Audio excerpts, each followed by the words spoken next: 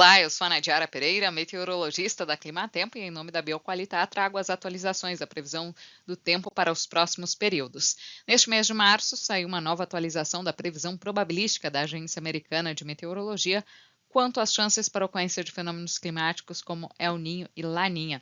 E essa previsão reforça cada vez mais a probabilidade para o retorno do Laninha a partir da metade deste ano.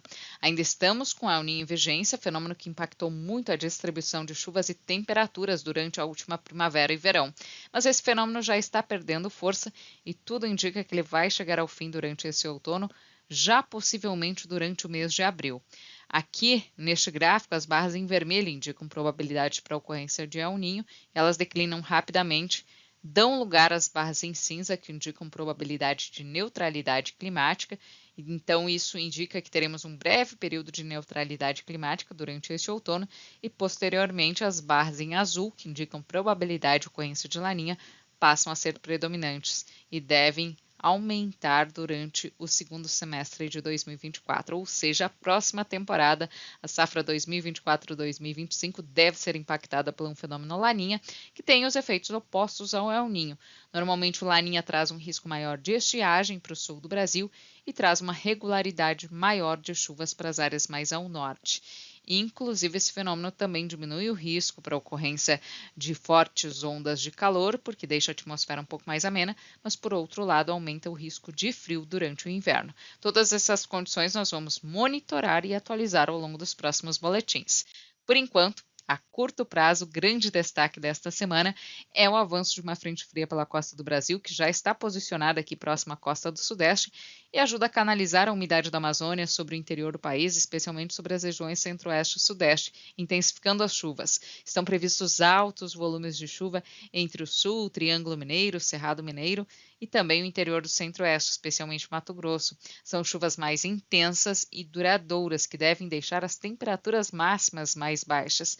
Em Minas Gerais, as máximas devem ficar em torno de 25, 26 graus nessa área em verde do mapa, e em Mato Grosso as máximas também ficam ligeiramente abaixo dos 30 graus nessa semana. Ou seja, teremos períodos mais prolongados de tempo fechado, e essa chuva deve causar paralisações nas atividades no campo, especialmente colheita da soja e instalação do milho segunda safra. Mas, por outro lado, essa chuva ajuda na manutenção da umidade no solo de uma forma mais homogênea para o desenvolvimento das lavouras de milho segunda safra.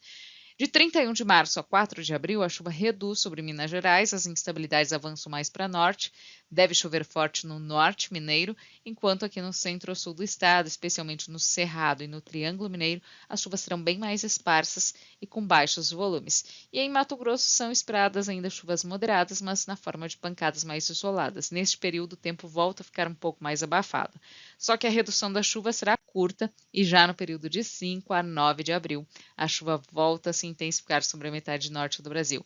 Teremos novamente o avanço de um sistema que deve organizar instabilidades mais intensas. Estão previstas chuvas moderadas até fortes sobre Minas Gerais. Os volumes podem variar de 30 até 70 milímetros em boa parte do estado, enquanto em Mato Grosso os volumes devem ser maiores, podendo chegar ou até ultrapassar 100 milímetros em algumas áreas aqui do norte e oeste do estado. Essa chuva, mais uma vez, deve deixar o tempo bastante fechado e as temperaturas mais baixas. Então, mais um período que os produtores precisam ficar alertas, porque as atividades no campo serão bastante impactadas e a chuva excessiva pode até mesmo trazer transtornos.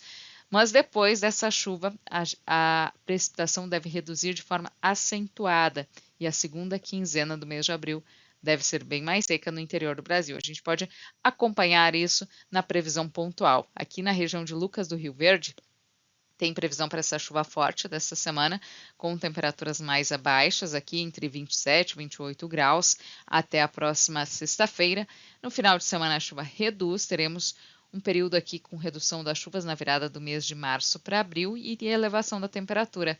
Mas já na primeira semana de abril, a chuva volta a ganhar força, estão previstos altos volumes de precipitação aqui por volta do dia 5, 6 de abril. E essa chuva excessiva, mais uma vez, vai deixar a temperatura mais amena. Depois disso, já a partir da segunda semana de abril, a chuva terá uma redução acentuada e a maior parte de abril será marcada por tempo mais seco. Então, essa chuva aqui, apesar de trazer risco aí para transtornos, paralisações nas atividades no campo, é importante para a manutenção de umidade no solo, porque depois a chuva deve cortar, especialmente na segunda quinzena de abril. Em Campo Novo do Parecis também uma condição similar. São esperadas chuvas mais frequentes, moderadas. Agora, nesta semana, a chuva reduz um pouco aqui na virada de março para abril e depois retorna com um pouco mais de intensidade entre o final da primeira e o início da segunda semana do mês. Depois disso, a chuva reduz de forma acentuada e as temperaturas ficarão mais elevadas. A segunda quinzena de abril será mais seca e maio também promete ser um mês mais seco do que o normal. Então, lá na frente pode faltar umidade para a fase final de desenvolvimento das lavouras de milho segunda safra. E em Paracatu, Minas Gerais, são esperadas chuvas um pouco mais significativas nesta semana, chuvas de moderada intensidade que ocorrem com maior frequência, e abril já será marcado por tempo bem mais seco. São esperados alguns episódios de chuva aqui na primeira semana de abril e também no decorrer da segunda quinzena do mês, mas são chuvas muito esparsas com baixos volumes acumulados. A maior parte do mês será marcado por tempo seco, temperaturas elevadas e uma redução bem acentuada da umidade no solo. Esses são os destaques da previsão do tempo de hoje. Nós voltaremos nas próximas semanas com novas atualizações. Até mais!